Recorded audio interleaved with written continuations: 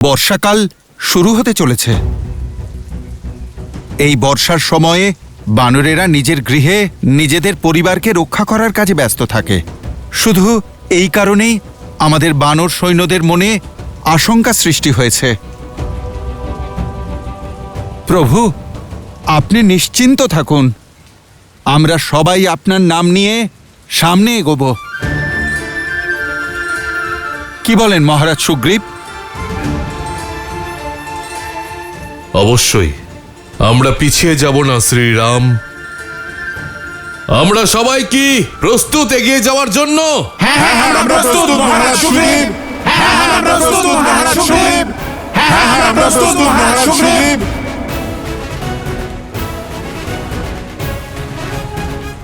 বন্যা আসুক বা ভূমিকম্প, কোনো অবস্থাতেই আমরা আর থামবো না।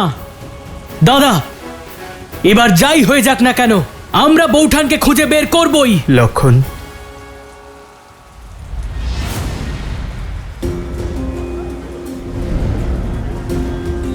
বিচলিত হবেন না। আমি আপনাদের সমস্যা এবং ভয় বুঝতে পারছি।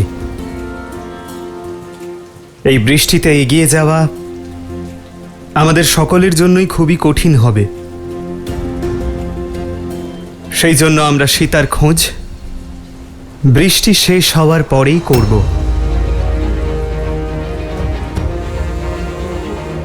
ততক্ষণ বানর সৈন্যরা নিজেদের পরিবারের সঙ্গে নিজ নিজ গৃহে সুরক্ষিত থাকুন।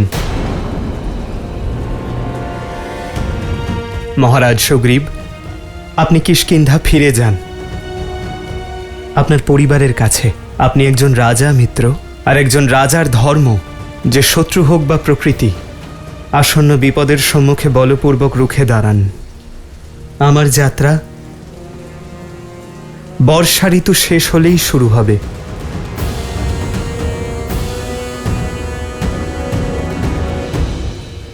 যথা আজ্ঞা শ্রীরাম।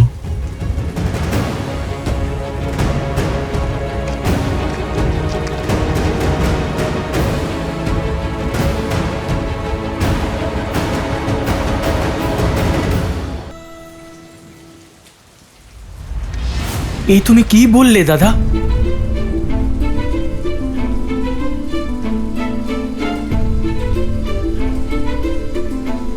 বীর পুরুষেরা ঋতু পরিবর্তনের জন্য অপেক্ষা করে থাকে না, তারা নিজেদের প্রয়োজনে ঋতু পরিবর্তিত হতে বাধ্য করে। না জানি বৌঠান ওখানে কত কষ্টে রয়েছেন দাদা, তোমার প্রতীক্ষায় বসে আছেন, আর তুমি বলছো যে এই প্রতীক্ষা আমাদের লক্ষ্যে পৌঁছতে আরো নিশ্চিত করবে। তোমার কি মনে হয় লক্ষণ,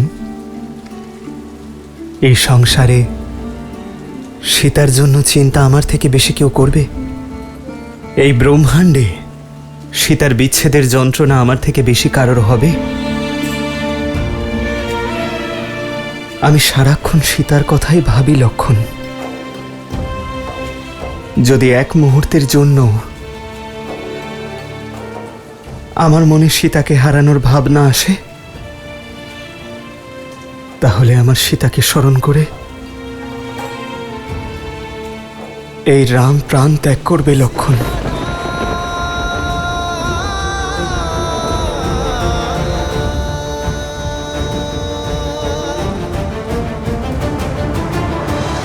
তাহলে প্রতীক্ষার পরীক্ষা কেন দাদা? এই তো পুরুষার্থের সময়। সাধক কখনো স্বার্থপর হতে পারে না লক্ষণ। মহারাজ সুগ্রীব আমাদের মিত্র, আর উনি আমাদের কথা দিয়েছেন, আর সে কথা সহস্র বানর সৈন্য রাখবে। ভেবে দেখো লক্ষণ, যদি বানের কারণে ওনাদের প্রাণ চলে যায় তখন? যদি স্রোতে ওনারা বয়ে যান? যদি ক্ষুধার কারণে ওনারা প্রাণ ত্যাগ করেন, তখন নিজেকে ক্ষমা করতে পারবে? আমার এবং সীতার ভালোবাসা এত স্বার্থপর নয় যে কিছু নির্দোষের প্রাণ কেড়ে নিয়ে আমাদের মিলনের ভিত্তি তৈরি করব। নিজের স্ত্রীকে পাওয়ার জন্য আমি অন্য কারো স্ত্রীকে বিধবা হতে দেখতে পারবো না লক্ষণ।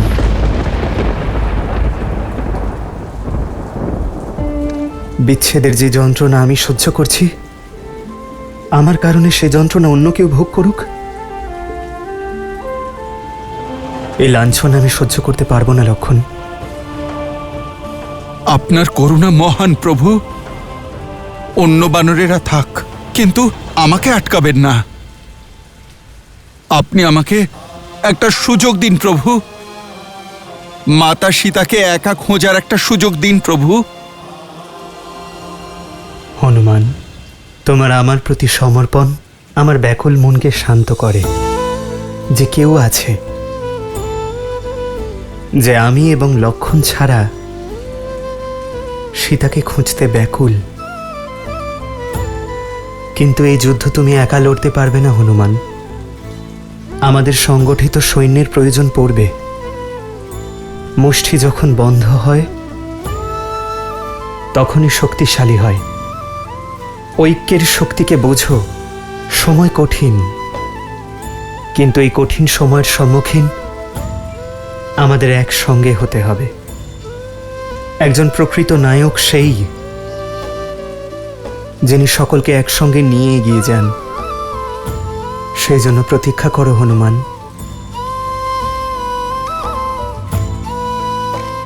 আমার সম্পূর্ণ বিশ্বাস আমার সীতা যেখানেই আছে, স্বয়ং মহাদেব তাকে রক্ষা করছেন। আর ততক্ষণ তুমি প্রতিটা মুহূর্ত কিভাবে কাটাবে? এই প্রতীক্ষায় কাটানো প্রতিটা মুহূর্ত আমার সাহস এবং নিশ্চয়তাকে আরো বৃদ্ধি করবে। সীতার সঙ্গে মিলনের ইচ্ছেকে আরো দৃঢ় করবে। আমার ভালোবাসার বন্ধনকে বর্ষা শক্তিশালী করে তুলবে। আর আমার ক্রোধ সেই ক্ষমতা পাবে যা দিয়ে আমি অন্যায়ের সংহার করতে পারবো।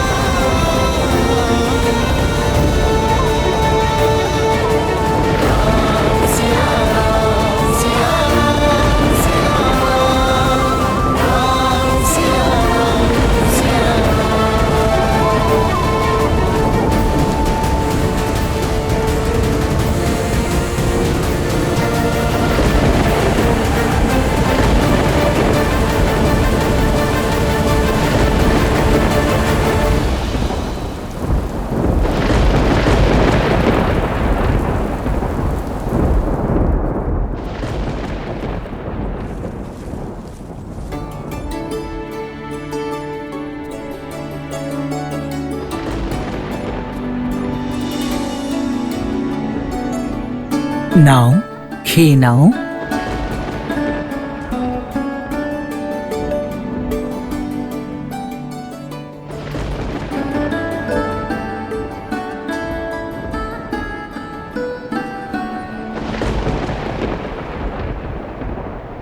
শ্রীরাম।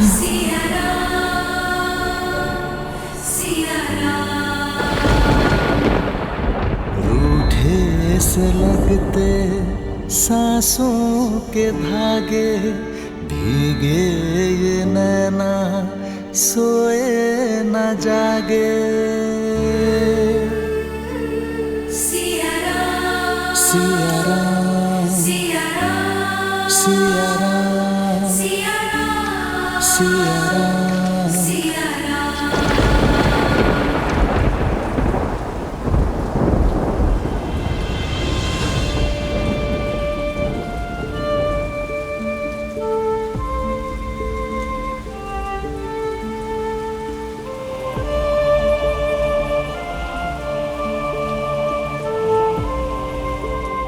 যিনি এই সংসারকে সুখ সমৃদ্ধি প্রদান করেন, লক্ষ্মীনারায়ণের সেই স্বরূপ কষ্টে আছেন মহাদেব। শ্রীরাম আর দেবী সীতার জীবন থেকে এই বিরহ কবে দূর হবে? মিলনের বসন্ত কবে আসবে? ফুলের কুঁড়ি থেকে ফুল ফুটতে কিছুটা সময় লাগে দেবী, আর এটা তো মিলনের বসন্ত, সময় তো লাগবেই, ধৈর্য ধরতে হবে। কিন্তু এই কঠিন পরিস্থিতিতে কেউ কিভাবে ধৈর্য রাখবে মহাদেব? যেভাবে আমার প্রভু শ্রীরাম রেখেছেন, ধৈর্যম সর্বত্র সাধনম। ধৈর্যের দ্বারাই সব সম্ভব, সফলতাও। প্রভু শ্রীরামের জীবনের প্রতিটা অধ্যায়, প্রতিটা কাজ কেবল ধর্ম আর মর্যাদা স্থাপনের জন্য, আর এই সব কিছু ধৈর্য ছাড়া সম্ভব নয়। গাছ কাটার জন্য কুড়ুলকে অনেক আঘাত সহ্য করতে হয়, তবুও সে থামে না।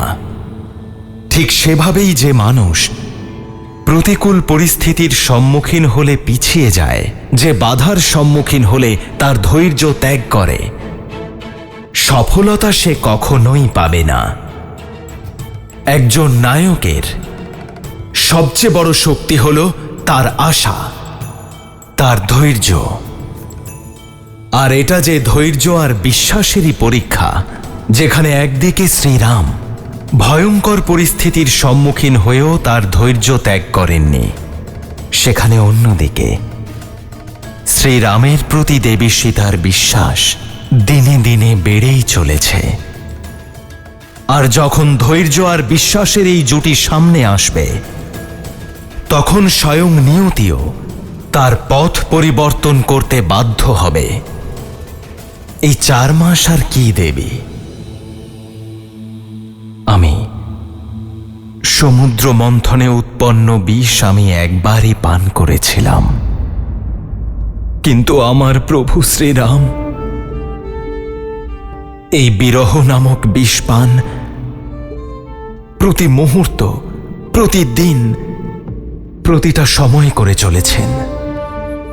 এখন প্রেমরূপী এই মন্থন থেকে উৎপন্ন বিরহরূপী বিষ পান করার পরেই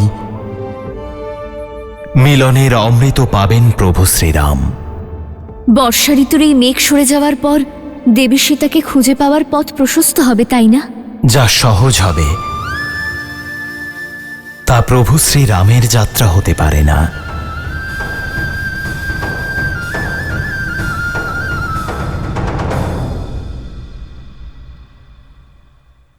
বর্ষা ঋতু সমাপ্ত হয়েছে, শরৎ ঋতু শুরু হয়েছে, 2 দিন হয়ে গিয়েছে। এতক্ষণে তো বানর রাজের সম্পূর্ণ সৈন্য নিয়ে এখানে উপস্থিত হওয়া উচিত ছিল। বর্ষার কারণে বিলম্বের অজুহাতে নিজের প্রতিশ্রুতি ভুলে যাননি তো উনি? বৌঠানকে খুঁজতে উনি আমাদের সাহায্য করবেন তো? ও কথা বলবেন না ভ্রাতা লক্ষণ। বানররাজ সুগ্রীব অতি সজ্জন, প্রতিশ্রুতি অবশ্যই রাখবেন। ভ্রাতা লক্ষণ, আমি ওনাকে সংবাদ পাঠিয়েছি, দূত উত্তর নিয়ে এক্ষুনি চলে আসবে। দূত? কিন্তু দূত পাঠানোর প্রয়োজন কি ছিল মহাবলী হনুমান? প্রতিশ্রুতি অনুযায়ী বর্ষা ঋতু শেষ হওয়ার পরের দিন ভোরেই ওনার এখানে উপস্থিত হওয়া উচিত ছিল। নিজের স্ত্রীকে কাছে পেয়ে কি ভুলে গেলেন যে যখন কোনো পুরুষের স্ত্রী কোনো দুষ্টের কাছে বন্দিনী হয়ে থাকেন তখন ঠিক কতটা কষ্ট হয়? শান্ত হও লক্ষণ, মনে করো না আনো। কোনো ব্যক্তির পরিস্থিতি না জেনে তার কর্ম বিচার করা অনুচিত। জয় শ্রীরাম। তুমি একা এসেছো? বানররাজ সুগ্রীব কোথায়?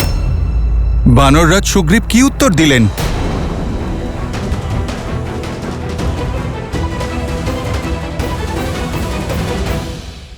সন্ধে হয়ে আসছে মহাবলী হনুমান, আর বানররাজ সুগ্রীবের কাছে সূর্যোদয় পর্যন্তই সময় রয়েছে। যদি সূর্যোদয়ের মধ্যে উনি এখানে উপস্থিত না হন, দাদার বৌঠানের নামে শপথ করে বলছি, এই লক্ষণের ক্রোধ সুগ্রীব আর কিষ্কিন্ধাই দুই ভস্ম করে দেবে।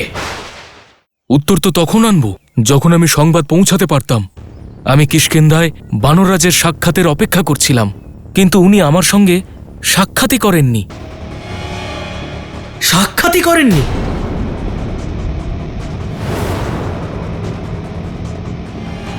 এমন কোন কার্যে ব্যস্ত হয়ে গিয়েছিলেন উনি যে উনি মিত্রতা ও প্রতিশ্রুতির সীমা লঙ্ঘন করেছেন?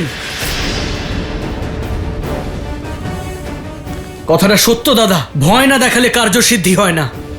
তুমি আমাকে অনুমতি দাও, আমি এক্ষুনি ওই উদ্ধতকে ধরে টানতে টানতে তোমার চরণে এনে ফেলবো। শান্ত হও লক্ষণ, মহারাজ সুগ্রীব আমাদের শত্রু নন, মিত্র।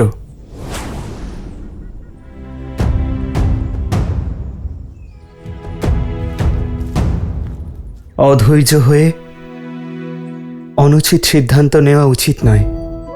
হয়তো উনি সীতাকে খোঁজার প্রস্তুতিতে ব্যস্ত। প্রভু, আপনি আমায় আজ্ঞা দিন, আমি নিজে গিয়ে বানররাজকে সঙ্গে করে আনছি।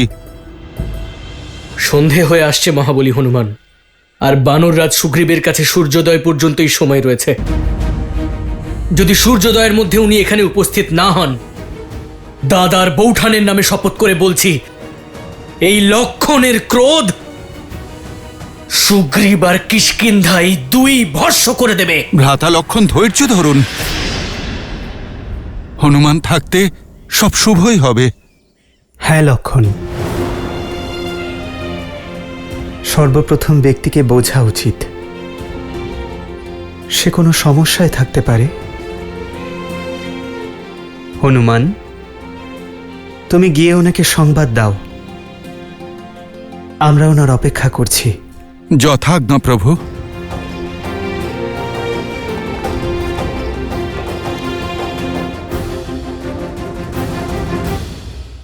ভোর হয়ে গেছে দাদা, না মহাবলী হনুমান এলেন আর না সুগ্রীব। এবার তুমি আমাকে যাওয়ার আজ্ঞা দাও দাদা। যাও লক্ষণ।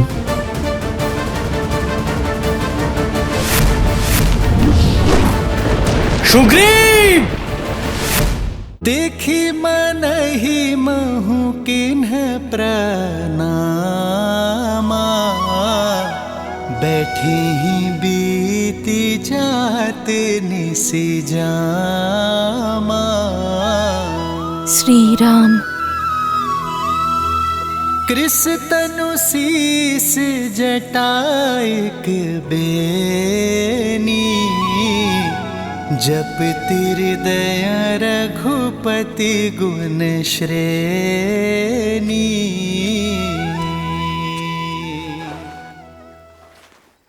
শ্রীরামের আসার কোনো সংবাদ পেলে? চেষ্টা করেছিলাম সকলের অগোচরে সংবাদ সংগ্রহ করার। লঙ্কার রক্ষাকর্ত্রী লঙ্কিনীকেও জিজ্ঞেস করলাম, কিন্তু কোনো সংবাদ পেলাম না। সীতা, আমার সন্দেহই সঠিক। এই স্বর্ণ লঙ্কায় কেউ পা রাখতে পারে না। রামের আগমনের কোনো সংবাদ নেই, কোনো আশা নেই। নিরাশার অন্ধকার যতই গভীর হোক, আশার আলো কিন্তু তার বুক চিরে ঠিক বেরিয়ে আসে। তুমি জানো কাল রাতে আমি কি স্বপ্ন দেখেছি? আমি দেখেছি যে তুমি রাজকীয় বস্ত্র পরে সুন্দর আভূষণে সুসজ্জিত হয়ে পুষ্পক রথে বসে তোমার শ্রীরাম আর ভ্রাতা লক্ষণের সাথে উত্তর দিকে যাচ্ছিলে। আর ওই যে বিভীষণ, উনি শ্বেত বস্ত্র পরে 4 সুঁড়লা হাতির পিঠে চড়ে পুষ্পক রথের সঙ্গে যাচ্ছিলেন। আর কি দেখেছো তুমি? আমি আরো দেখলাম একজন বানর শ্রীরামের নামে জয়ধ্বনি করতে করতে লঙ্কাকে ভস্ম করে দিচ্ছে, আর তারপর লঙ্কা জলে সমাহিত হলো।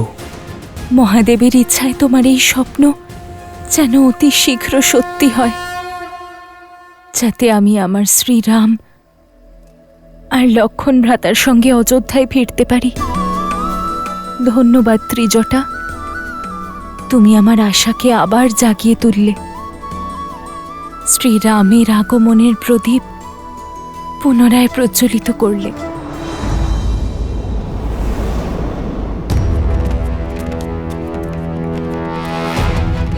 মহারাজ সুগ্রীব, মহারাজ সুগ্রীব, মহারাজ!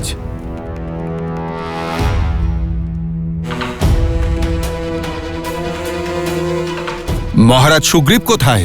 মহারাজ বহুদিন হলো এখানে আসেননি।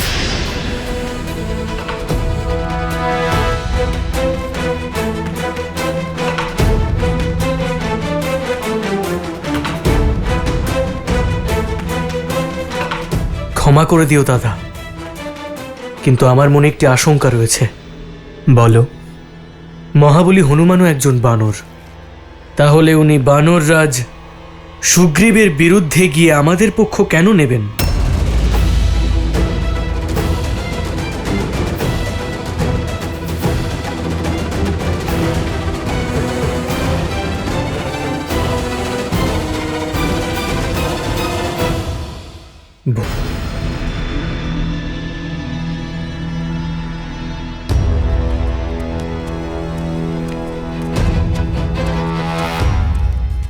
প্রণাম মহাবলী হনুমান। মহারাজ সুগ্রীবের সঙ্গে দেখা করব। ক্ষমা করবেন, কিন্তু আপনি এর আগে এগোতে পারবেন না। এটা মহারাজের আদেশ। ঠিক আছে, আমি এখানেই অপেক্ষা করছি। তুমি মহারাজকে গিয়ে জানাও যে আমি এসেছি। তার সাথে কথা বলাটা জরুরি, বিষয়টা গুরুত্বপূর্ণ।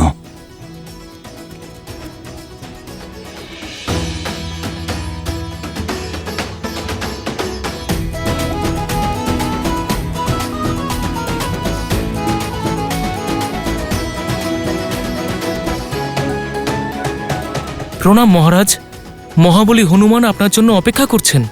ওনাকে বলো কিছুক্ষণ অপেক্ষা করতে, আমি আসছি। মহারাজ আপনাকে এখানেই অপেক্ষা করতে বলেছেন এবং বলেছেন ওনার বিশ্রামে কেউ যেন কোনো ব্যাঘাত না ঘটায়।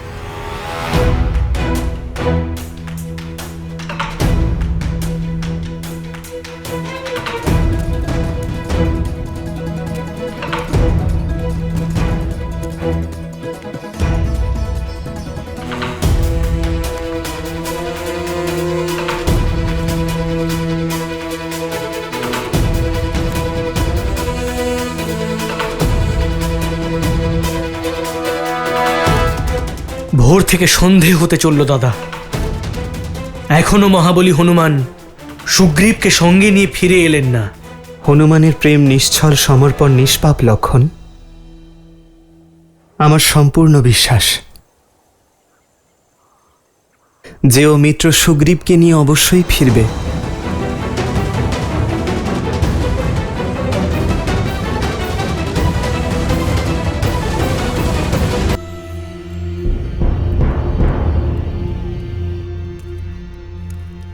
হনুমান কাকা, প্রণাম।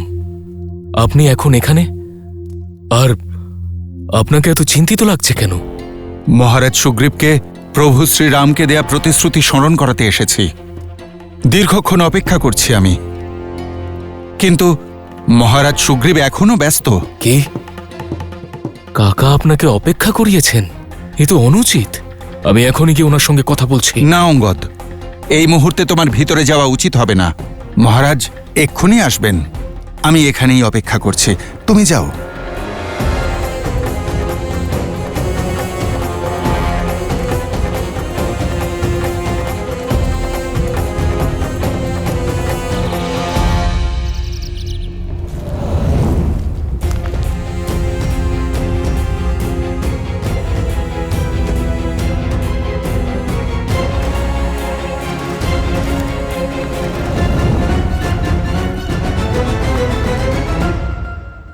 ভোর হয়ে গেছে দাদা। না মহাবলী হনুমান এলেন আর না সুগ্রীব।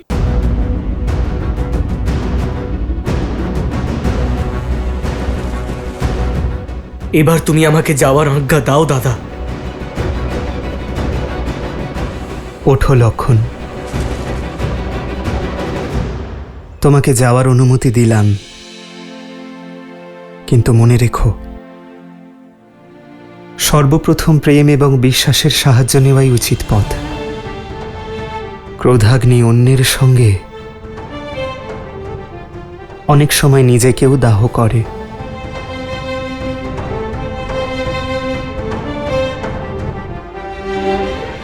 এখন আমাদের কষ্ট এই জন্য হচ্ছে লক্ষণ, কারণ দীর্ঘ প্রতীক্ষার পর আমরা অধৈর্য। এ খুবই স্বাভাবিক, কিন্তু ক্রোধ এবং উৎসাহকে নিয়ন্ত্রণ করা আবশ্যক। তুমি সর্বদাই সকলের মঙ্গল চাও দাদা, কিন্তু আমি গুপ্তচর বানরদের থেকে জানতে পেরেছি যে বানররাজ সুগ্রীব বৌঠানকে খুঁজে বের করার জন্য এখনো পর্যন্ত কোনো পদক্ষেপ নেননি।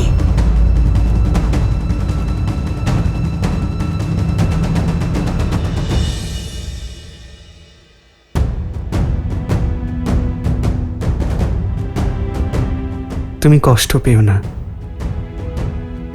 যাও লক্ষণ।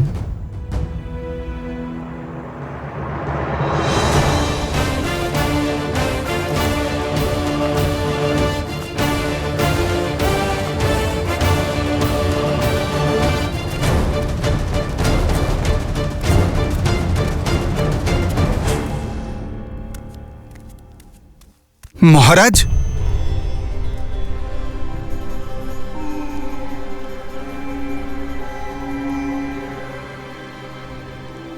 মহারাজ, হনুমান, তুমি কখন এলে? এমনিতেও আমি তোমাকে ডাকবো ভাবছিলাম। আসলে কি বলতো, আজকাল সবকিছু ভুলে যাই আমি। আচ্ছা, তোমাকে ডাকতে আমার দেরি হয়নি তো? মহারাজ, দেরি নয়, অনেক দেরি হয়ে গেছে। অনেক দেরি হয়ে গেছে? আমি বুঝলাম না। আপনি প্রভু শ্রীরামকে সাহায্য করার প্রতিশ্রুতি দিয়েছিলেন আর তাকে আশ্বস্ত করেছিলেন যে চতুর্থ মাসের শেষেই মাতা সীতার খোঁজ আমরা শুরু করব। চতুর্থ মাস শেষ তো হতে দাও। মহারাজ, চতুর্থ মাস 3 দিন আগে শেষ হয়ে গেছে। আপনি চলুন, প্রভু শ্রীরাম আপনার প্রতীক্ষায় রয়েছেন। বর্ষা ঋতু শেষও হয়ে গেছে? কোনো ব্যাপার না, 2-1 দিনের মধ্যে সন্ধান শুরু করছি। মহারাজ, আপনি বিষয়ের গুরুত্বটা বুঝুন। যদি আপনি অতি শীঘ্র প্রভু শ্রীরামের কাছে না পৌঁছন, অনর্থ হয়ে যাবে মহারাজ।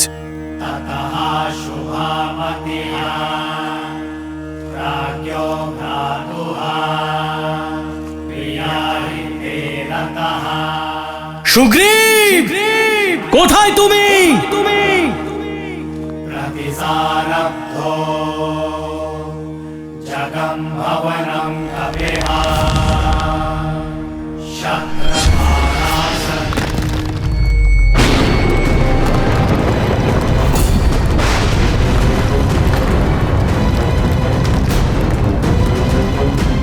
অনর্থ ঘটেছে মহারাজ, অনর্থ ঘটেছে।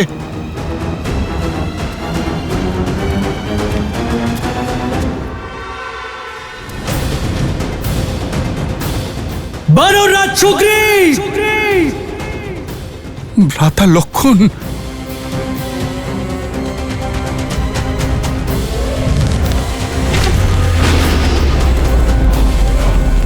বানররাজ সুগ্রীব, কোথায় তুমি?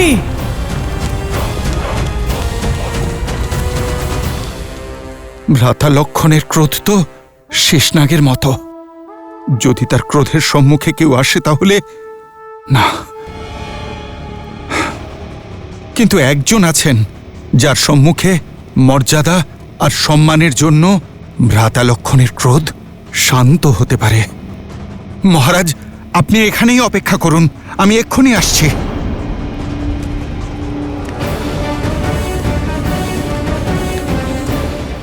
কোথায় তুমি? আরে আপনি? বানররাজ কোথায়? আপনি এত ক্রুদ্ধ কেন? সুগ্রীব কোথায়?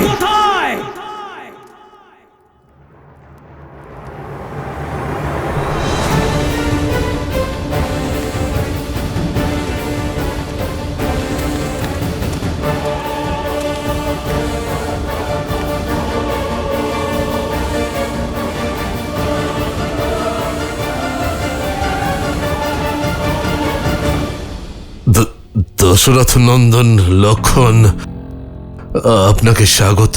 আমি এখানে দশরথ নন্দন হিসেবে আপনার আতিথ্য গ্রহণ করতে আসিনি বানররাজ। শ্রীরামচন্দ্রের দূত হয়ে সাবধান করে দিতে এসেছি। পবিত্র অগ্নিকে সাক্ষী রেখে যে প্রতিশ্রুতি দেওয়া হয়েছিল তা স্মরণ করিয়ে দিতে এসেছি। বর্ষা ঋতু 3 দিন আগেই সমাপ্ত হয়ে গিয়েছে, এখন ওই কিষ্কিন্ধা থেকে কোনো সংবাদ কেন যায়নি?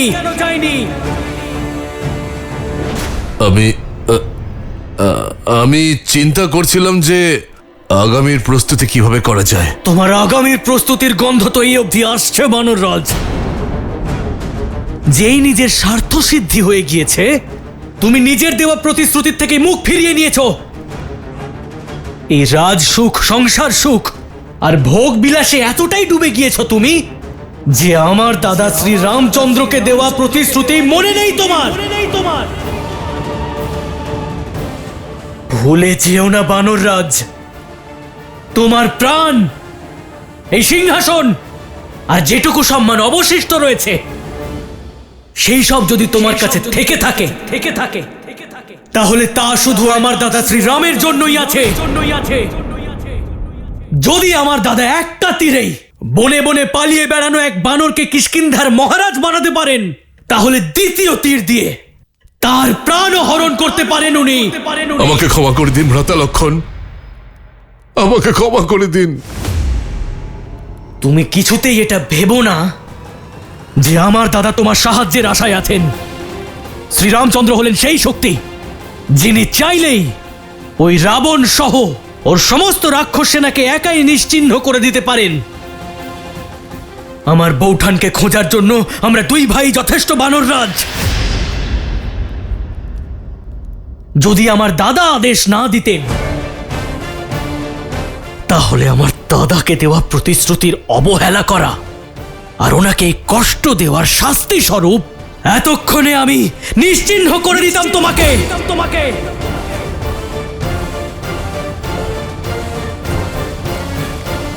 আপনার এই সৌম্য মুখে ক্রোধ শোভা পায় না কুমার। শান্ত হন আপনি।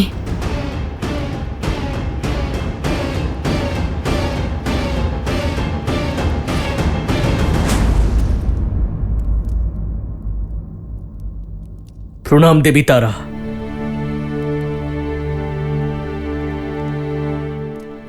কিন্তু বানররাজ সুগ্রীব আমার দাদার সঙ্গে যা করেছেন তা কি ওনার শোভা পায়? শ্রীরামকে ভুলে যাবে এমন ধৃষ্টতা কেউ দেখাবে না। যিনি বানরদের মধ্যে প্রাণ সঞ্চার করেছেন তাকে কেউ কিভাবে দুঃখ দিতে পারে? হ্যাঁ, মহারাজ সুগ্রীব অবশ্যই ভুল করেছেন। বর্ষা ঋতু শেষ হয়ে গিয়েছে, উনি তা বুঝতে পারেননি। কিন্তু উনি অকৃতজ্ঞ নন কুমার। যদি কেউ কখনো ভুল করে তার প্রায়শ্চিত্ত করতে চায় তাহলে তাকে সুযোগ দেওয়া উচিত, শাস্তি নয়।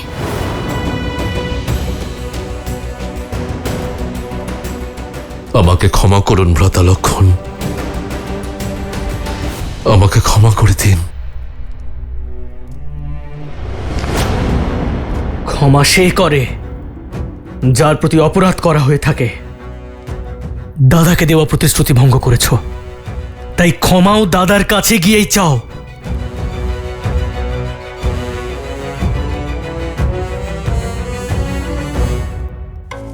আমাকে ক্ষমা করে দিন প্রভু। ভোগবিলাসে মত্ত হয়ে খুব বড় ভুল করে ফেলেছি আমি প্রভু। পাপী আমি, শাস্তি হওয়া উচিত আমার। ওঠো মিত্র। মিত্রর স্থান চরণে নয়, হৃদয়ে। বলবেন না আমাকে মিত্র। আমি আপনার মিত্রতার যোগ্য নই প্রভু।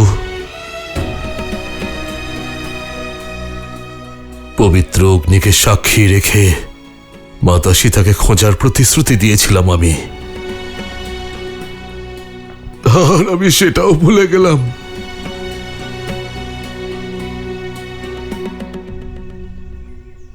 আপনার এই অশ্রু আপনার প্রায়শ্চিত্তের সাক্ষী। আমি প্রসন্ন মিত্র যে আপনি আপনার ভুল বুঝতে পেরেছেন। আর দুঃখ এ কারণে নয় যে আপনি আপনার প্রতিশ্রুতি রাখেননি, বরং এ কারণে যে একজন রাজার ভোগ বিলাসে বয়ে যাওয়া রাজা এবং তার প্রজা দুজনের জন্যই ঘাতক। প্রভু, আমি বর্ষা ঋতুর শেষ হওয়ার মুহূর্তটি ভুলে গিয়েছিলাম, কিন্তু এখন আমি আমার প্রতিশ্রুতি অবশ্যই পালন করব। আসুন শ্রীরাম, দেখুন সুগ্রীব তার বানর সেনাকে নিয়ে এসেছে।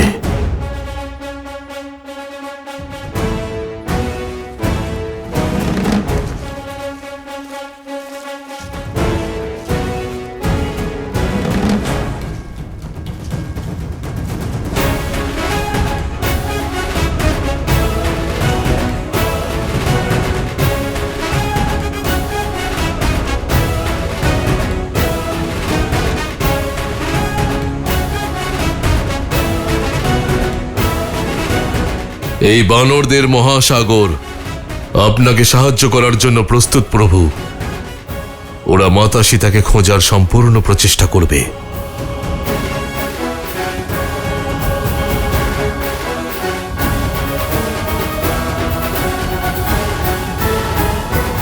আমি বানরদের নয়, আপনাকে দেখছি মিত্র।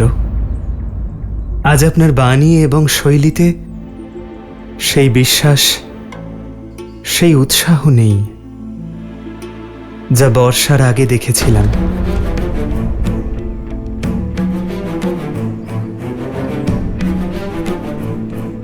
কোথায় গেল সেই মিত্র সুগ্রীব, যার সংকল্প পর্বতের থেকেও দৃঢ় ছিল? মিত্র, আমি এই কথা তো জানি যে আপনি আমাকে দেওয়া কথা ভুলেননি, কিন্তু এমন কি ঘটেছে যা আপনার মনকে এত দুর্বল করে দিয়েছে? আপনি আমার মনের দ্বিধা আমার শারীরিক ভঙ্গিতেই বুঝে গেছেন। হৃদয়ে আশঙ্কার ঝড় উঠেছে প্রভু। এমন জটিলতা থেকে বেরিয়ে আসার কোনো পথই খুঁজে পাচ্ছি না।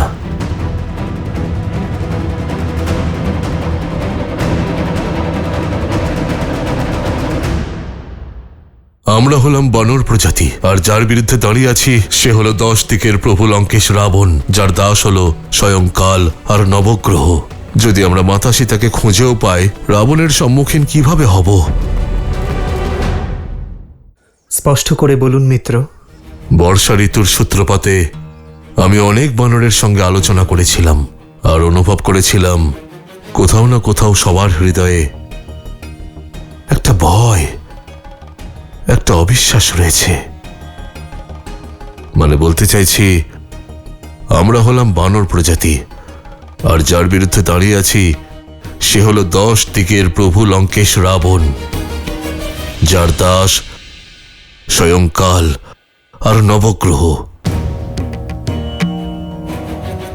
আমি বিশ্বাস করি যে হনুমান মাতা সীতাকে অবশ্যই খুঁজে পাবে, কিন্তু প্রভু তারপর কি? যদি আমরা মাতা সীতাকে খুঁজেও পাই, কিন্তু আমরা রাবণের সম্মুখীন কিভাবে হব?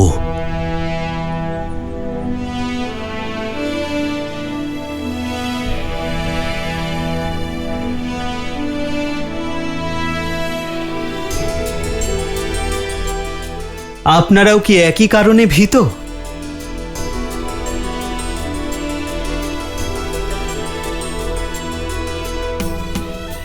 মহারাজ সুগ্রীবের আশঙ্কা উচিত শ্রীরাম। আসলে বানর সেনা আর রাক্ষস সেনা তো সমকক্ষ নয়। যুদ্ধ এবং মিত্রতা সমকক্ষদের মধ্যে হয় শ্রীরাম।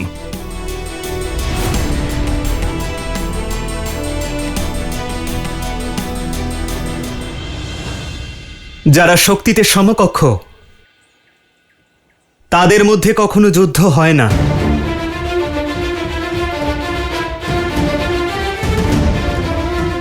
সমব্যক্তিদের মধ্যে কেবল ব্যবসায়িক সন্ধি হয়। আর আপনারা এই কাজ জীবনে প্রথমবার করছেন না, আপনারা তো এই কাজ করেছেন। বনে কোনো নরখাদক সিংহ, কোনো হিংস্র বাঘ যদি আপনাদের গৃহে আক্রমণ করে, তখন আপনারা এটা ভেবে পিছিয়ে যান না যে সে আপনাদের থেকে বেশি শক্তিশালী, বরং তার আক্রমণের দৃঢ় হয়ে প্রত্যুত্তর দেন। কিন্তু আমরা রাবণের সঙ্গে কেন যুদ্ধ করব? উনি তো আমাদের কোনো অনিষ্ট করেননি।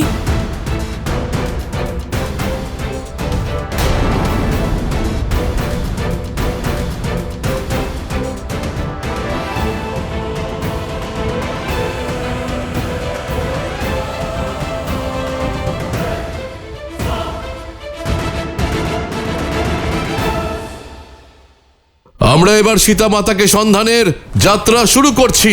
যুদ্ধপতি বিনায়ক পূর্ব দিকে যাবেন, দক্ষিণ দিকে সন্ধান আমার সব থেকে যোগ্য দল করবে, যার নেতৃত্বের ভার অঙ্গদ সামলাবে, আর সঙ্গে থাকবে মহাবলী হনুমান।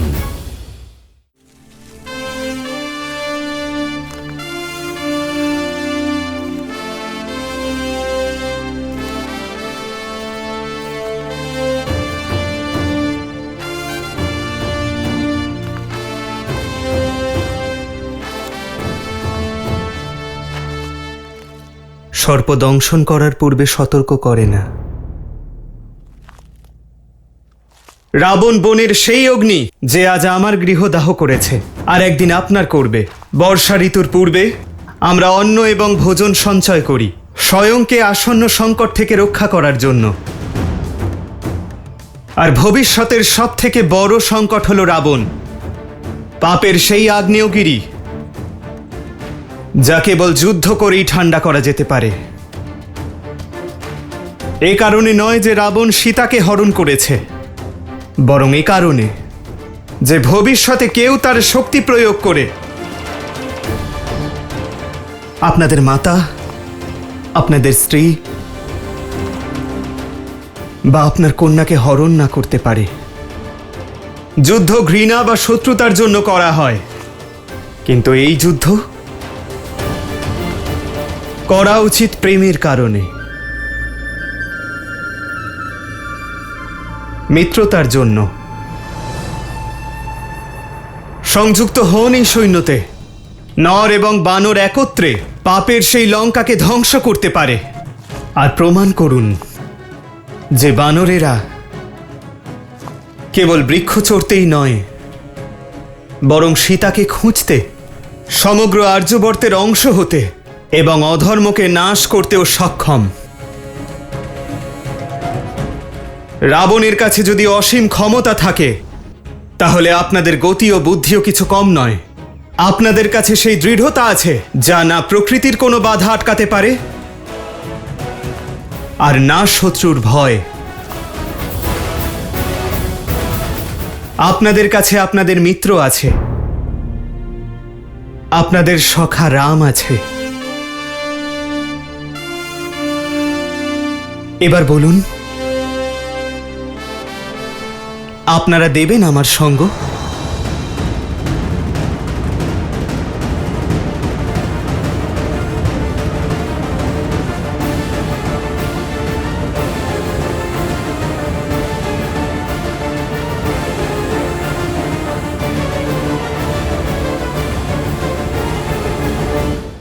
এই সময় হলো নিজেকে শ্রেষ্ঠ প্রমাণ করার।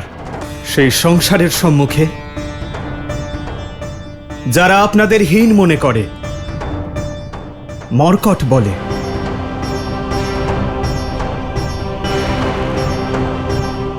কিন্তু আমি আপনাদের বাধ্য করব না যে আমি বানররাজকে সাহায্য করেছি বলে আপনাদেরও আমাকে সাহায্য করতেই হবে। যদি রাবণের ভয়ের কারণে আপনাদের মনে কোনো সন্দেহ থাকে, তাহলে যাওয়ার প্রয়োজন নেই। কিন্তু যদি আপনাদের মধ্যে কেউ আমার ভয় এখানে থাকেন, তাহলে আমি এক্ষুনি এই মুহূর্তে আপনাদের এই ভয় থেকে মুক্ত করছি। ফিরে যান, কারণ আপনাদের সম্মুখে বালির সংহারকারী বনবাসী দাঁড়িয়ে নেই। আপনাদের সম্মুখে অযোধ্যার যুবরাজ দাঁড়িয়ে নেই। আপনাদের সম্মুখে দাঁড়িয়ে আছে একজন মিত্র, যে অধর্মের সংহারের জন্য তার বানর মিত্রদের সহায়তা চায়।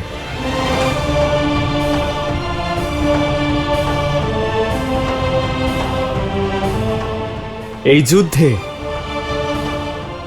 এই প্রয়াসে সেই এগিয়ে আসুন যিনি তার ভয়ের বিরুদ্ধে লড়তে চান, যিনি তার মনের ভয়ের সংহার করতে চান।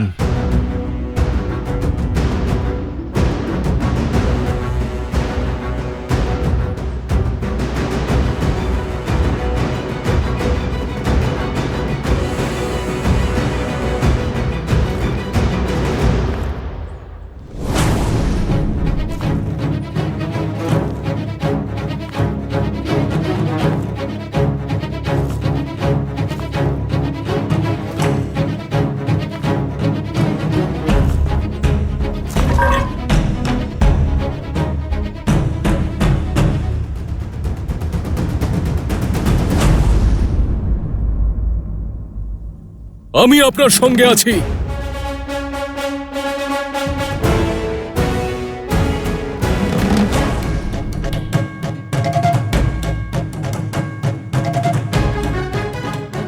আপনার ধর্ম এবং নীতি আমাদের সঠিক পথ দেখিয়েছে।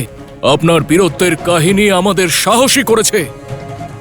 প্রতিজ্ঞা করছি শ্রীরাম, যদি আগামী 1 মাসের মধ্যে মাতা সীতাকে খুঁজে আনতে না পারি, তাহলে আপনাকে আমি এই মুখ কোনোদিন দেখাবো না।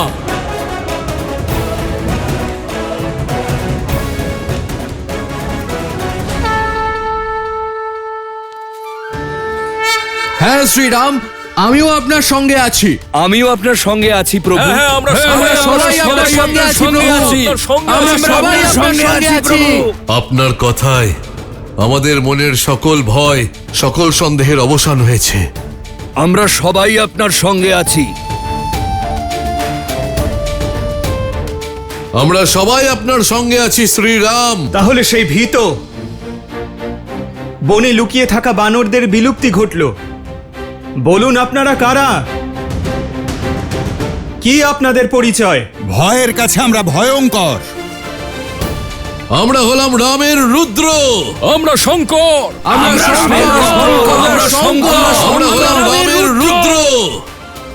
জয় শ্রীরাম, জয় শ্রীরাম, জয় শ্রীরাম, জয় শ্রীরাম, জয় শ্রীরাম, জয় শ্রীরাম, জয় শ্রীরাম।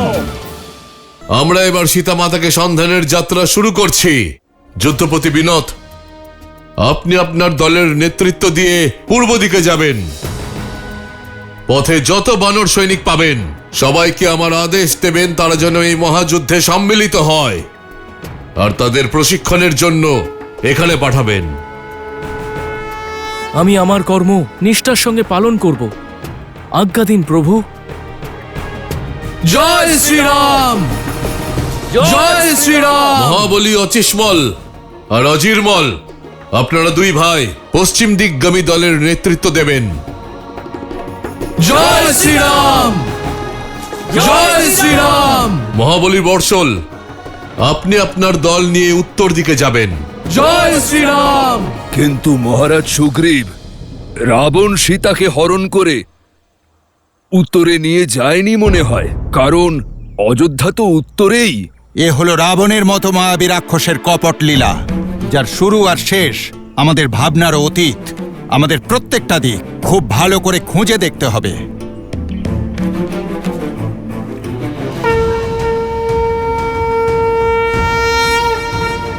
ওঠো বর্ষল,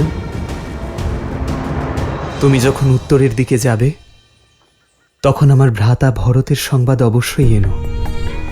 কেমন আছে সে? কেমন আছে আমার অযোধ্যা, আমার 3 জন মাতা? আমি তা জানতে চাই বর্ষল। আর হ্যাঁ, এটা মনে রেখো, তোমার আগমনের আভাস যেন ভরত বা অযোধ্যাবাসীরা না পায়। তাহলে আমার ভরত এবং অযোধ্যাবাসীরা চিন্তিত হবেন। যথা আজ্ঞা প্রভু। জয় শ্রীরাম, জয় শ্রীরাম, জয় শ্রীরাম, জয় শ্রীরাম, জয় শ্রীরাম। শ্রীরাম, আমরা রাবণকে মাতা সীতাকে হরণ করে দক্ষিণ দিকে যেতে দেখেছিলাম। আর লঙ্কাও দক্ষিণেই কোথাও একটা আছে। সেই জন্য দক্ষিণ দিকে সন্ধান আমার সব থেকে যোগ্য দল করবে, যার নেতৃত্বের ভার অঙ্গদ সামলাবে। আর সঙ্গে যাবে জাম্বুবান, নল, নীল আর মহাবলী হনুমান। श्री गुरु चरण सरोज रज, निज मन गुरु सुधारी, बरनौ रघुबर बिमल जसु, जो दायक हाल चारी।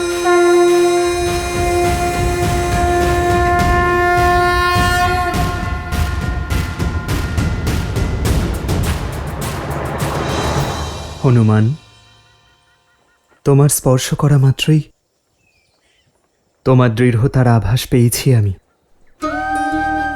আমার বিশ্বাস আছে তোমার উপর যে তুমি সীতাকে খুঁজে আমার সংকট মোচন করবে।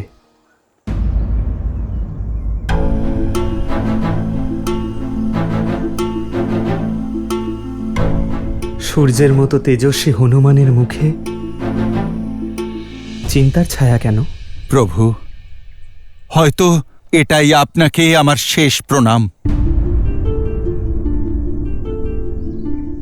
যদি আমি আপনার বিশ্বাসের মর্যাদা না রাখতে পারি, যদি প্রচেষ্টায় সফল না হই, তবে এই দাস আপনাকে নিজের মুখ আর কিভাবে দেখাবে প্রভু? স্বর্ণকে যতই পরীক্ষা করো, তার ঔজ্জ্বল্য ম্লান হয় না। তুমি ফিরে আসবে আমার বিশ্বাস হনুমান। আর সেই বিশ্বাস আছে বলেই हो उतार दिए प्रभु मुद्रिका अपनी, सिया को बताए अपनी संगनी, जाके दीजो, जाके दीजो रघुवर की निशानी, जाके दीजो रघुवर की निशानी। सिया राम जय जय राम, राम सिया राम जय जय। এই অঙ্গুরীও আমি তোমাকে দিচ্ছি হনুমান। सिया राम जय जय राम, যা আমার প্রতি সীতার বিশ্বাস। सिया राम जय जय राम।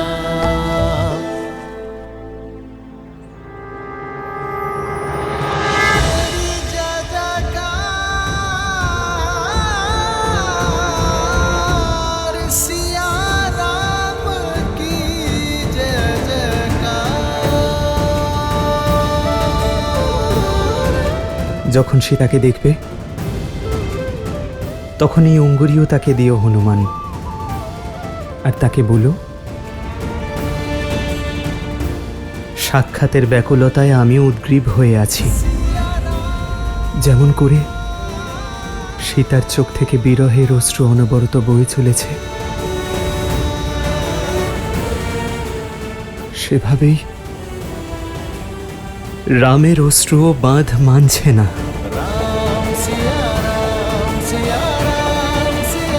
তাকে বলো তার সন্ধান পেলেই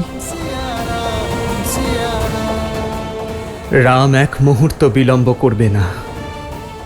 যত শীঘ্র সম্ভব তার রাম তাকে অবশ্যই নিতে আসবে। এত বড় একটা দায়িত্ব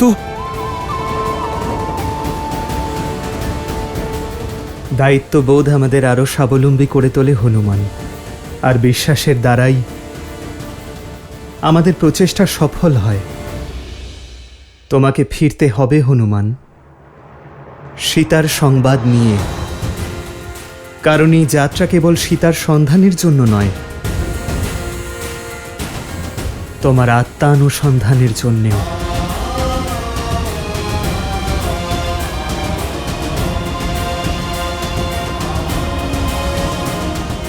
প্রভু, আপনি আমায় আশীর্বাদ করুন যাতে এই দাস আপনার কার্য সফল করতে পারে। প্রভু, তুমি দাস নও, আমার ভ্রাতা হনুমান, ততটাই প্রিয় যতটা ভরত, লক্ষ্মণ, শত্রুঘ্ন।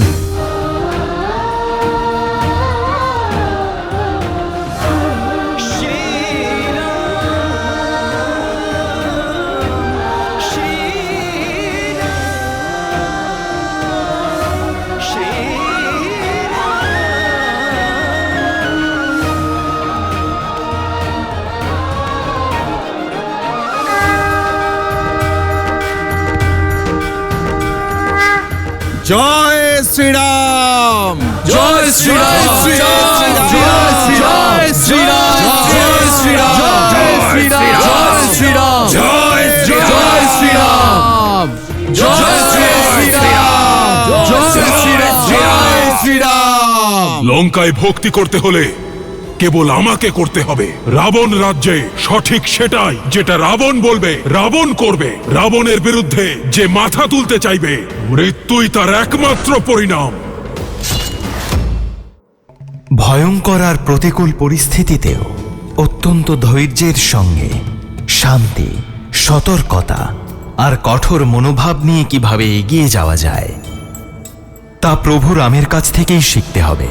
কিন্তু এখনো পর্যন্ত উনি এটাও জানেন না যে রাবণ দেবী সীতাকে নিয়ে কোথায় গিয়েছে। ওনার এই প্রয়াস কি সফল হবে মহাদেব?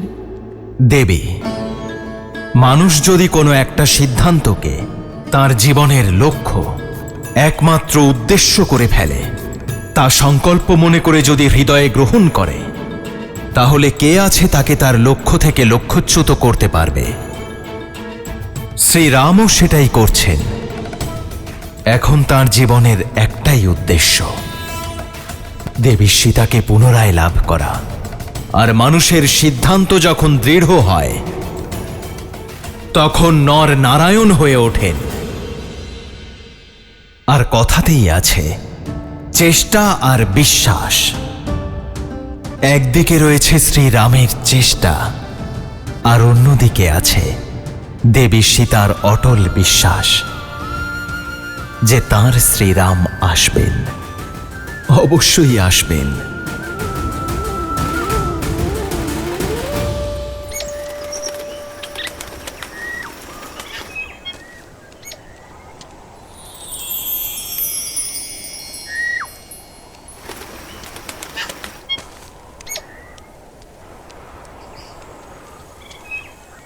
যেমন সুন্দর রূপ, তেমনই মধুর ধ্বনি।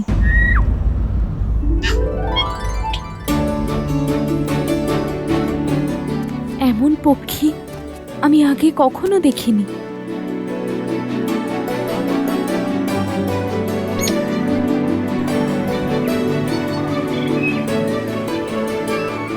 এ তো কোনো পরিযায়ী পক্ষী, কিন্তু ও লঙ্কার সীমানায় প্রবেশ করলো কি করে?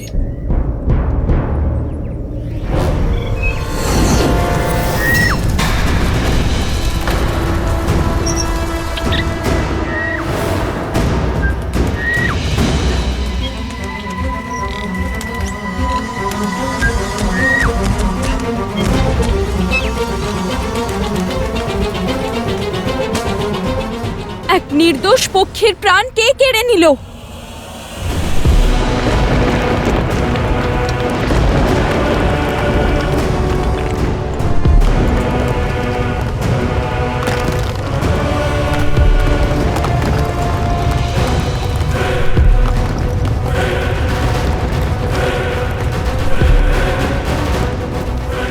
লঙ্কিনী?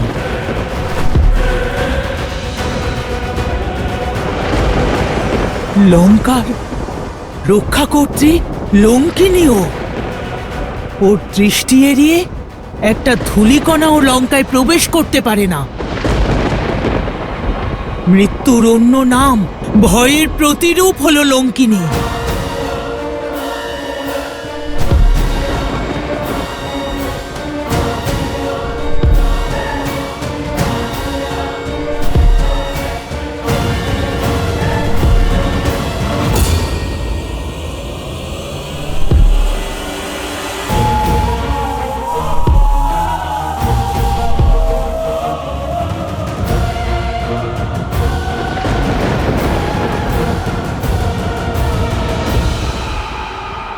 লঙ্কার রক্ষা কর্ত্রী লঙ্কিনীকে ত্রিজটার প্রণাম।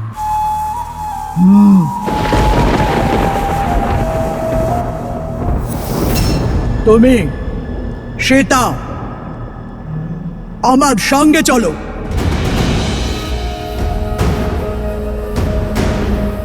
যাও।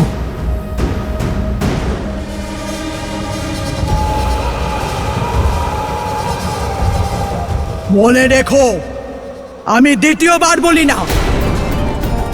আমার আদেশ পালন করো, না হলে এমন ভাবে নিয়ে যাব যেমন মাটি থেকে শুকনো ঘাস উপড়ে নিয়ে যাওয়া হয়। বুঝেছো? এখন চলো আমার সঙ্গে।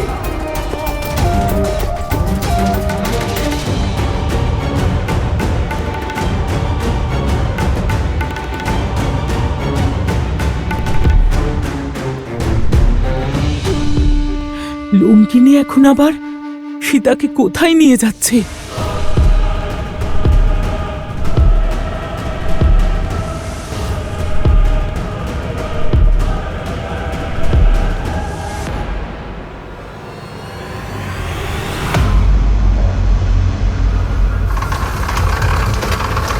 লঙ্কেশের জয়! লঙ্কেশের জয়!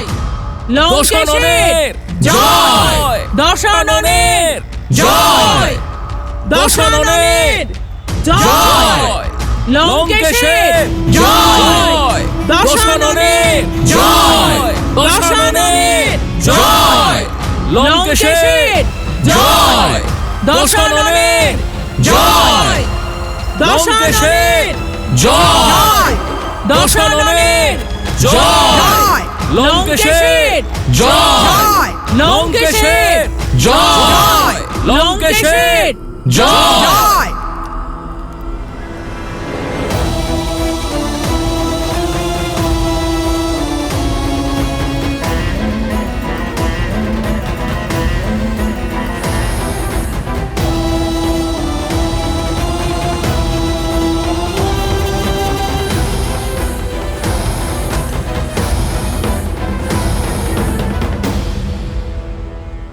দীর্ঘজীবী হন মহারাজ।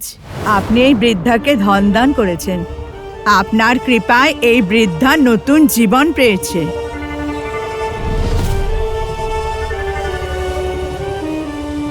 লঙ্কার মতো আপনার ভবিষ্যৎ স্বর্ণের ন্যায় উজ্জ্বল হোক।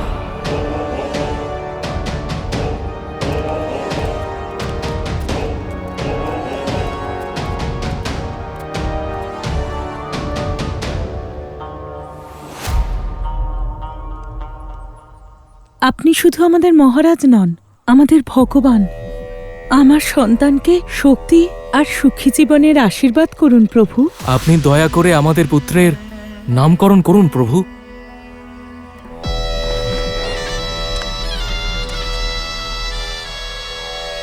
তেজ আছে ওর মুখে, বিলোহিত নাম হবে ওর। লঙ্কেশের জয়!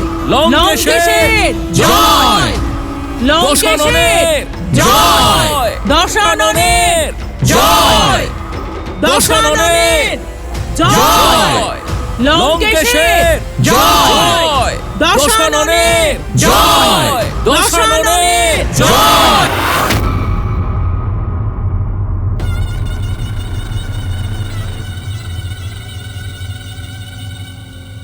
তুমি তো এটাই ভাবতে যে লঙ্কেশ যা পেয়েছে তা শক্তির দ্বারা পেয়েছে, দেখো তোমার চারপাশে, দেখো এই প্রজাদের, এদের প্রতি কত করুণা আছে আমার মনে। দেখো লঙ্কেশের প্রজাদের মনে লঙ্কেশের প্রতি কত সম্মান, কত স্নেহ আর ভালোবাসা আছে। ওরা আমাকে নিজেদের মহারাজ নয়, নিজেদের ভগবান ভাবে। কারণ আমি আসার আগে ওদের কাছে কিচ্ছু ছিল না, না গৃহ, না ভোজন, না সম্পদ। আজ ওদের কাছে সবকিছু আছে। মাথা গোজার জন্য নিজেদের গৃহ আছে, এই স্বর্ণলঙ্কা আছে, সামর্থ্য আছে, শক্তি আছে, আর সব থেকে বড় বিষয়, সমাজে ওদের সম্মান আছে। তোমার রামের করুণা একজন অহল্যাকে উদ্ধার করেছে, কিন্তু আমার করুণা সম্পূর্ণ রাক্ষস কুলকে উদ্ধার করেছে। করুণা তাকেই শোভা পায় যে শক্তিশালী, সক্ষম। তোমার বহিষ্কৃত রাম, যার নিজের অবস্থায় করুণ, সে তো নিজের প্রজাদের দায়িত্ব নিতেই অক্ষম। আর সেখানে আমি, রাবণ, সর্বদা নিজের প্রজাদের সুরক্ষা প্রদান করি। দেখো তোমার চারপাশে, এখানে না আছে দারিদ্র, না আছে দুঃখ। আমার প্রজারা আমার জন্য প্রাণ দিতেও তৎপর। এবার বলো, এই আমি করুণাময় রাবণ ওই বনবাসী রামের থেকে অধিক যোগ্য নই কি?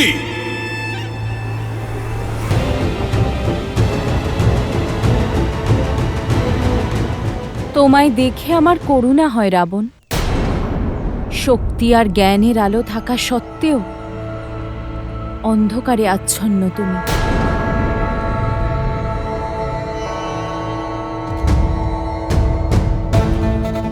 যাদের মুখে আনন্দ দেখতে পাচ্ছ, তাদের চোখে লুকিয়ে থাকা ভয় দেখতে পাচ্ছ না তুমি?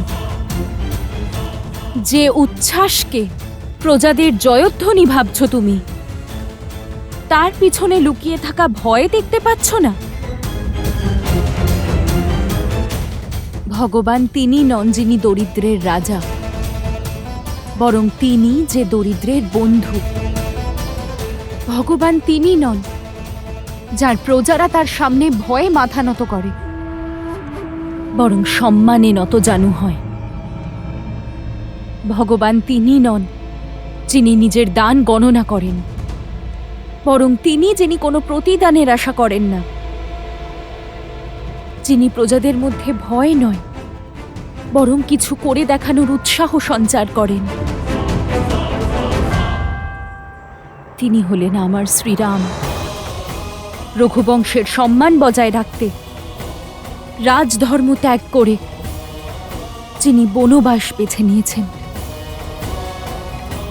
হ্যাঁ রাবণ, সম্মান। আর তুমি নিজের তুলনা আমার শ্রী রামের সঙ্গে করার চেষ্টা করছো। সেদিন তুমি তোমার অন্তরের অর্ধেক রাক্ষস আমায় দেখাচ্ছিলে। যদি তোমার অন্তরের অর্ধেক মানুষকে জাগাতে পারতে, তাহলে আমার করুণাময় শ্রীরামকে বুঝতে পারতে যে প্রজাদের আসল সুখ কোথায়। যেদিন তুমি তোমার অন্তরের অর্ধেক রাক্ষসকে পরাজিত করে জ্ঞানী ব্রাহ্মণকে মাহাত্ম্য দেবে, সেই দিন তুমি বুঝবে যে তোমার চরিত্র আমার শ্রীরামের চরণধূলির সমানও নয়। মৌন হও!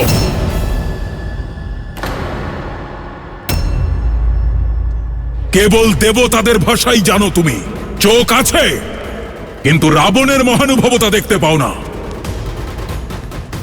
আরো একবার আমি তোমায় সুযোগ দিতে চেয়েছিলাম, কিন্তু তুমি এর যোগ্যই নও যে লঙ্কার মহারানী হবে। জন্মেছ তুমি মিথিলায়, তাও সামান্য জ্ঞান নেই, বিবেক নেই তোমার।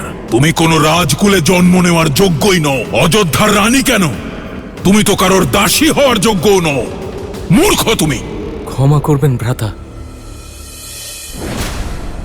আপনি কিন্তু আপনার সীমা লঙ্ঘন করছেন।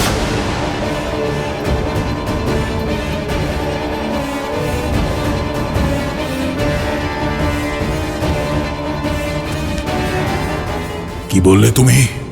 আমি শুধু এটাই বলতে চাইছি, উনি একজন নারী, আর নারী শত্রুপক্ষের হলেও সম্মানের অধিকারিণী।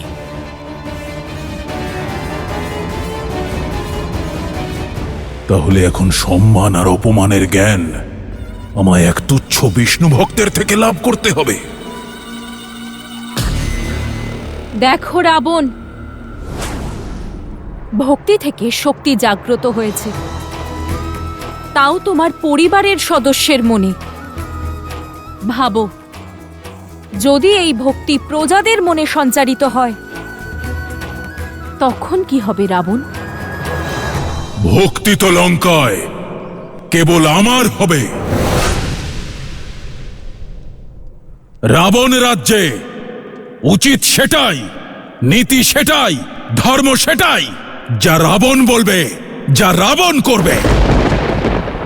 যে ভুলেও রাবণের বিরুদ্ধে মাথা তুলবে তাকে রাজদ্রোহী মানা হবে, তাকে মৃত্যুদণ্ডে দণ্ডিত করা হবে। হ্যাঁ?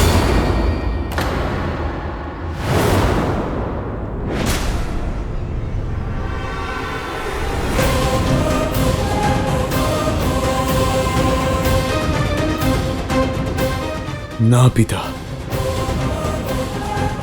উনি আপনার ভ্রাতা, আপনার পরিবার, ওনার প্রাণ নেবেন না।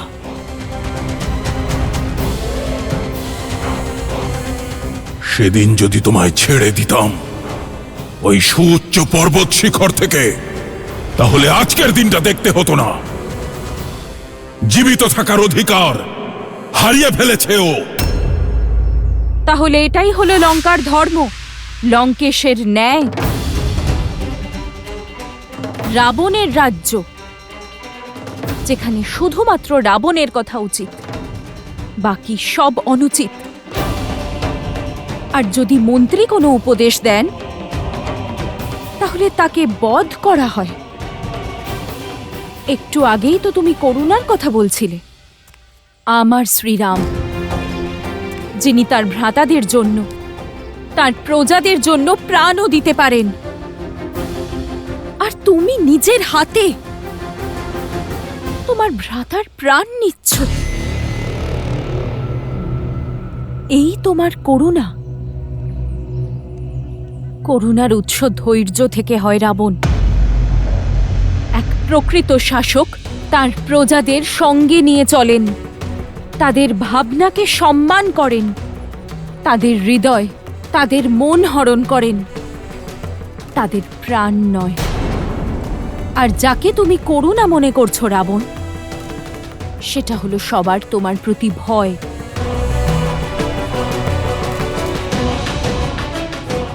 এরা সবাই ভয়ে নতজানু হয়ে আছে, আর যে মাথা ভয়ে নত হয়, বিদ্রোহের সময় সেটাই সবার আগে ওঠে। প্রমাণ তুমি নিজের চোখেই দেখলে।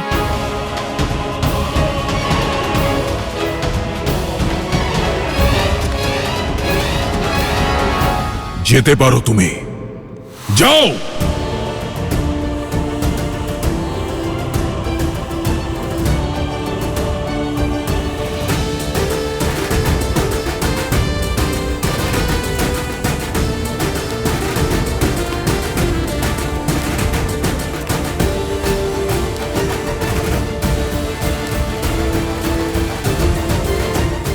আজ তুমি বেঁচে গেলে, কিন্তু এটা স্মরণে রেখো, শেষবারের মতো ক্ষমা করলাম। পরের বার রাবণের ভাই হওয়ার গৌরব তোমায় রক্ষা করতে পারবে না। আজ তো আমি সত্যিই বেঁচে গেলাম ভ্রাতা। মৃত্যুর নিকটে আমি তখন ছিলাম যখন আপনাকে পাপ করতে দেখো মৌন ছিলাম। নিজের ধর্মের পথ আমি হারিয়ে ফেলেছিলাম, আজ পুনরায় সেই পথে ফিরে এসেছি। ঠিকই বলেছিলেন দেবী সীতা, আপনার হাত ধরে আপনাকে ধর্মের পথে নিয়ে যাওয়ার পরিবর্তে আমি নিজেই হয়তো অধর্মের পথে অগ্রসর হয়েছিলাম ভ্রাতা। আজও যদি আপনার এই হাত না ছাড়ি, আমিও আপনারই মতো অধার্মিক হয়ে যাব। তাই আজ থেকে, এই মুহূর্ত থেকে আমি আপনার অধর্মের অংশীদার হব না। তাই আমি আপনার সঙ্গ ত্যাগ করছি এই রাজপ্রাসাদ, কিন্তু লঙ্কার সঙ্গ আমি ত্যাগ করব না ভ্রাতা। আর লঙ্কার মঙ্গলের জন্য সর্বদা ঈশ্বরের কাছে প্রার্থনা করব।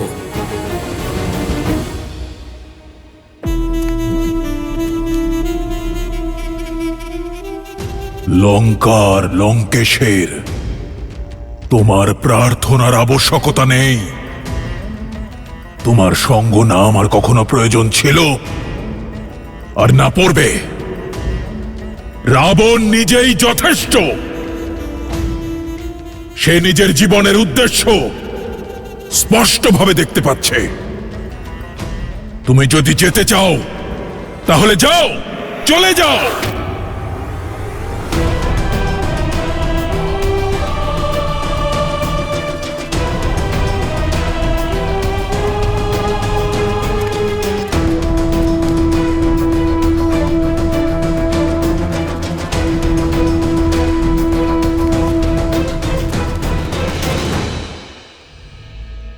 তবে যাওয়ার আগে ভাইয়ের দায়িত্ব অবশ্যই পালন করব। নিজের চোখ খুলুন ভ্রাতা।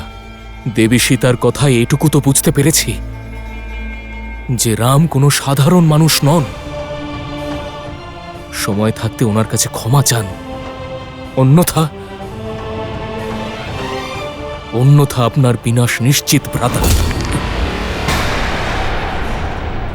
এই মুহূর্তেই তোমার আত্মাকে তোমার এই দেহ থেকে মুক্তি দেওয়ার আগেই চলে যাও এখান থেকে। চলে যাও, যাও।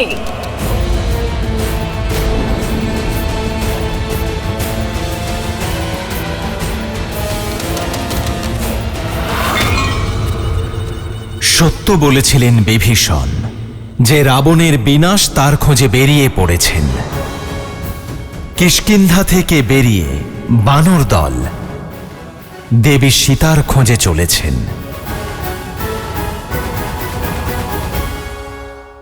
আমি সিদ্ধান্ত নিয়েছি দেবী, আমি নিজের ভ্রাতার সঙ্গ ত্যাগ করব, ধর্মের পথে চলব।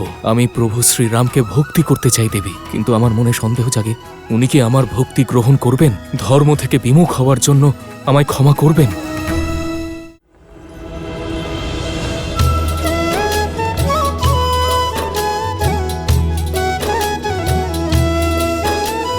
चले सकल बन खोजत सरिता सरगिरि खोहा, राम काज ललीन मन बिसरा तन कर छोहा।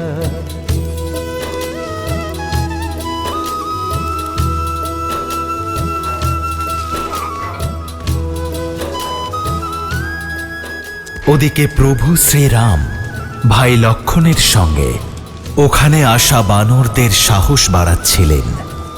তাদেরকে এক ভীষণ যুদ্ধের জন্য প্রস্তুত করছিলেন।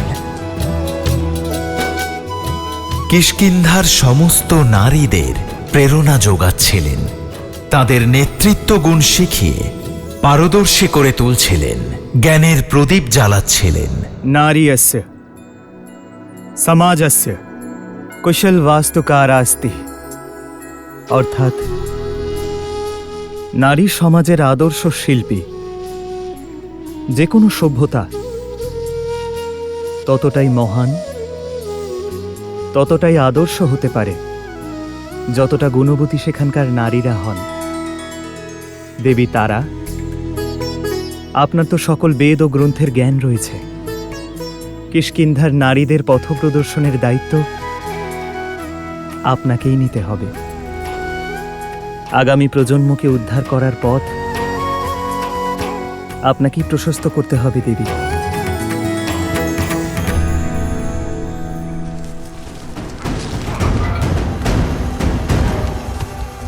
সকলের মধ্যে আশার প্রদীপ জ্বালানো শ্রীরামের আশা ক্রমশ ক্ষীণ হয়ে আসছিল। দেবী সীতার খোঁজে যাওয়া দলগুলো একে একে ফিরে আসছিল, আর লক্ষণের অধীরতা ধীরে ধীরে বাড়ছিল। কোনো দিকেই দেবী সীতার কোনো চিহ্ন ছিল না।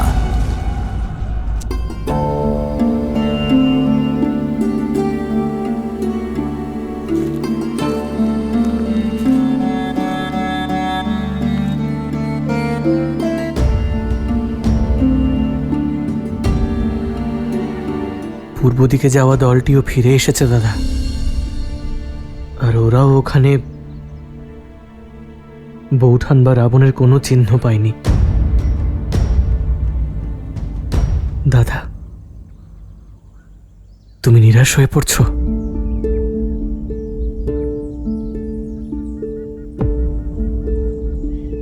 সন্ধে হয়ে এসেছে লক্ষণ, প্রদীপ জ্বালিয়ে দাও। যথাজ্ঞা দাদা।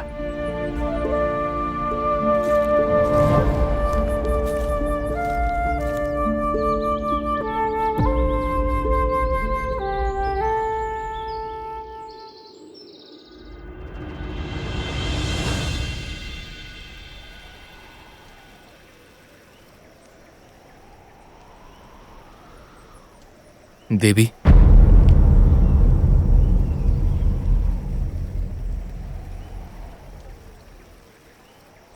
প্রথমেই আমি আমার ভ্রাতার কর্মের জন্য আপনার কাছে ক্ষমা চাইছি।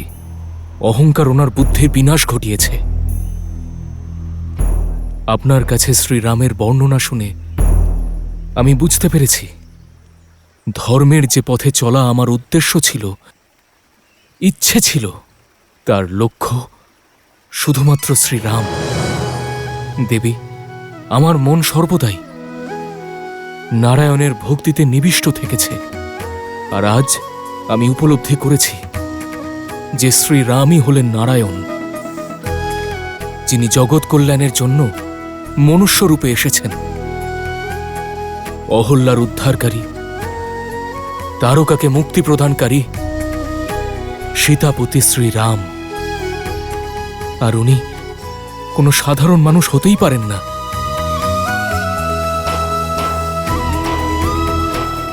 আপনি আমার চোখ খুলে দিয়েছেন দেবী, আর আমি বুঝতে পেরেছি যে এই সংসারের ক্ষতি পাপীদের অত্যাচারের দ্বারা নয়, বরং ধার্মিকরা মৌন থাকলে হয়। আমি সর্বদা আমার ভ্রাতার হাত ধরে তাকে ধর্মের পথে নিয়ে যাওয়ার চেষ্টা করে গেছি, কিন্তু ব্যর্থ হয়েছি। আমি সিদ্ধান্ত নিয়েছি দেবী যে আমি কোনো অধর্মেই নিজের ভ্রাতার সঙ্গ দেব না। ধর্মের পথে চলব, শ্রীরামকে সঙ্গ দেব। আমি প্রভু শ্রীরামকে ভক্তি করতে চাই দেবী, কিন্তু আমার মনে সন্দেহ জাগে উনি কি আদৌ আমার ভক্তি গ্রহণ করবেন? উনি কি আমার প্রতি আস্থা রাখতে পারবেন? ধর্ম থেকে বিমুখ হওয়ার ভুলকে ক্ষমা করবেন? আমাকে পথ দেখান দেবী, যে আমার জীবন কিভাবে শ্রীরামকে সমর্পণ করতে পারবো। দয়ার অপর নাম হলো শ্রীরাম। যেই মন থেকে ডাকে তাকেই সাড়া দেন। শুধু আপনি কেন, যদি পাপী রাবণও ওনার চরণে গিয়ে পড়ে, তাহলে উনি তাকেও ওনার হৃদয়ে স্থান দেবেন। ভয় আর চিন্তা থেকে মুক্ত করে দেন আমার শ্রীরাম। দাদা, বৌঠানকে খুঁজতে যে বানরের দলটি দক্ষিণ দিকে গিয়েছিল তারা ফিরে এসেছে। বীরবান, নীল, জাম্ববান আর অঙ্গদ কোথায়? ওনারাও তো সঙ্গে ছিলেন। আমরা ওনাকে অনেক খুঁজেছি, কিন্তু না সীতা মাতার কোনো সূচনা পেয়েছি, না রাবণের। আর হনুমান কোথায়?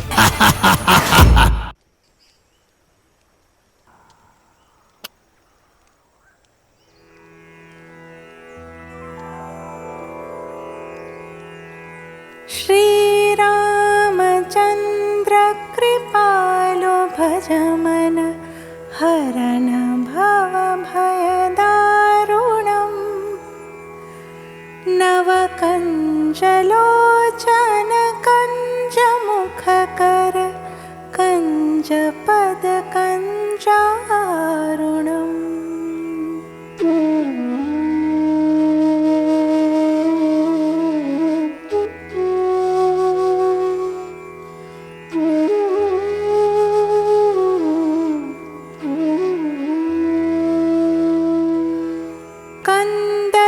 कल्प अगणित अमित छवि नवनील नीरज सुन्दरम् पटपीतमानहु तडित रुचि शुचि नौमि जनकसुतावरम्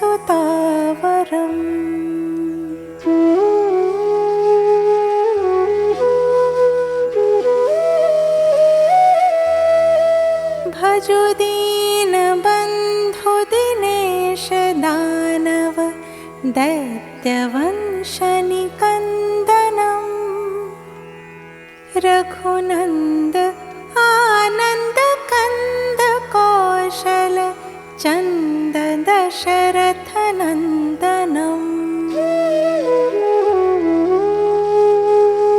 श्रीराम श्रीराम श्रीराम श्रीराम श्रीराम श्रीराम श्रीराम श्रीराम श्रीराम श्रीराम